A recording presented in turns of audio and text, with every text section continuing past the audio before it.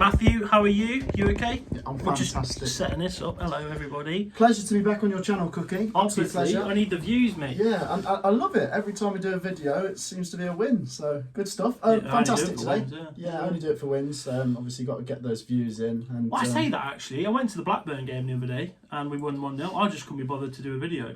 That was a good result, though, wasn't it? It Battered was. them. Battered Yeah. them. Anyway, we're talking about Watford today. Watford were guff. Rubbish. Yeah. All fat. No shit. Yes, but we will mention, I know you didn't do a video for the Blackburn one, but what a week. Blackburn and Watford are two decent sides. Josh Eccles, mate. Clean sheets against both. Cafu. Yeah, clean sheets against both.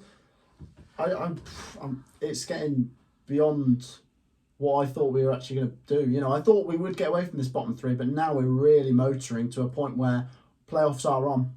We're the new Nottingham Forest, mate. Playoffs are on. Do you know what, as well? I predicted us to get smashed by Blackburn 3-0. I predicted us to lose today 2-0 against Watford, and we've come away with 2 1-0s. Yeah. I would have done that then. Well, Amazing. 2 clean sheets. We just look solid as a rock. And today, I thought we were really good. Really good value for money. I agree. I think the back line, incredible. Ben Wilson, we said, made a fantastic save right at the end, yeah. throughout today. But the thing is as well, like, we expected Watford to score both of our predictions. I said 2-2, so we both backed Watford to get a couple of goals today. Other than maybe the one big save Ben Wilson made, and obviously they missed a sitter open goal. I think we reduced them to quite barely anything, and that is testament to how good we've been. Yes, we're sitting back, and it's not always the best football, but we're getting some great results here. Do you know what? I watched them play, and I thought, you don't look like a team that is good on top. How much possession? 70% near enough? 65? Yeah. They had a lot of the ball and they did not a lot with it. They had a couple of chances, don't get me wrong, but obviously they did. But in terms of actual like shooting, good chances created, Coventry were on top. We had more shots, we had more key passes, all the crucial stats, it was Coventry. But the possession went to Watford. The only time they looked like they were going to do anything is when they had a counter-attack. And we didn't give them many. We just sat back in the end. They were like, "Go on, attackers." Now I got to mention Josh Eccles because I say it every single time. The guy's not a right back, and there was a couple of moments today when he was left found wanting. There could have been a goal. There was a disallowed goal as well. It was both because of him. But 2 clean sheets. He's had to play against Ben Brereton Diaz, Ismail Assar. He's come out on top. Like, yeah, there was obviously the couple of times they danced past him, but we still got away with it. Honestly. And to fill in a role where, to be honest, it's credit to him because we have actually got fullbacks on the bench. Todd Kane must be absolutely livid. Todd Kane and Bidwell, and we've got Burrows and Eccles filling in instead. That was the next one I was going to get onto. George Burrows at left back. You must be Bidwell and Todd Kane sat on the bench thinking, what's going on here? What have I done to deserve this? Because you know what? Bidwell, I don't think he's been that bad. Going forward, the guy's not great. It's whatever. But he's there to defend. And I really don't think he's been that bad at defending. You know, we've kept a lot of clean sheets with him there. And to see Burrows on today, I was thinking, oof, like we must be just sending lambs to the slaughter here. And that's why I predicted the 2-0. I thought we were just going to get ripped apart. And you do look at Watford's lineup and you think that is strong. But really, they didn't really do anything. Like nothing happened. Like there was a couple of chances, I suppose, but ultimately nothing. We haven't seen the disallowed goal because I'm not convinced it was offside. I still need to see that back and sort of make a judgment on it because it looked fine for me. What about you? We haven't seen it other than the actual first time it happened. And I thought it looked level. I'm happy to be proven wrong or right by a replay. Ultimately, we don't care because we've won. It went our way regardless, didn't it? And something I was going to say is I think this team is actually better than last year's team. Now, I don't mean the actual personnel has changed because otherwise I think it's pretty similar. But what I mean is we have grew in Championship confidence and we're just more streetwise. Now, last year we were all flair going for the 4-1s, the 3-0s, and we were really nice to watch attacking football.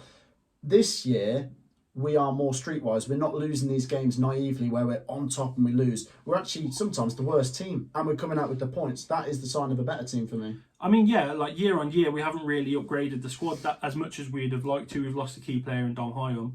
But ultimately, I think gaining Casey Palmer, what a good player, man. Yeah. Honestly, he's been so good for us.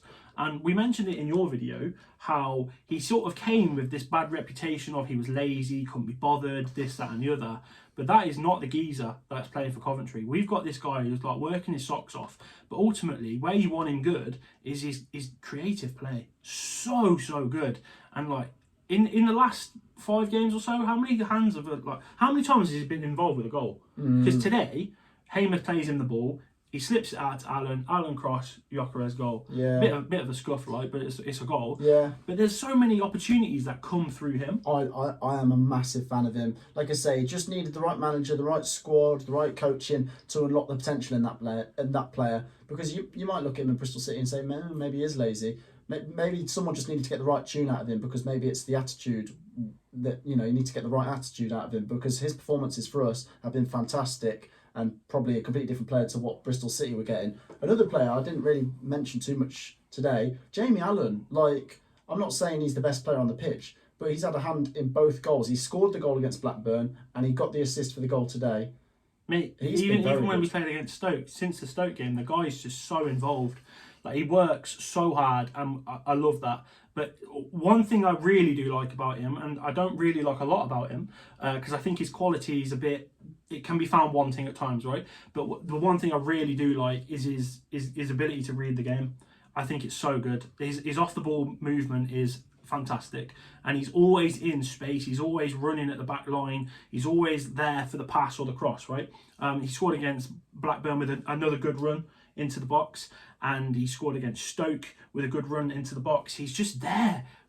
My only downside to him is his finishing and his final ball aren't the best, like at times, especially his finishing.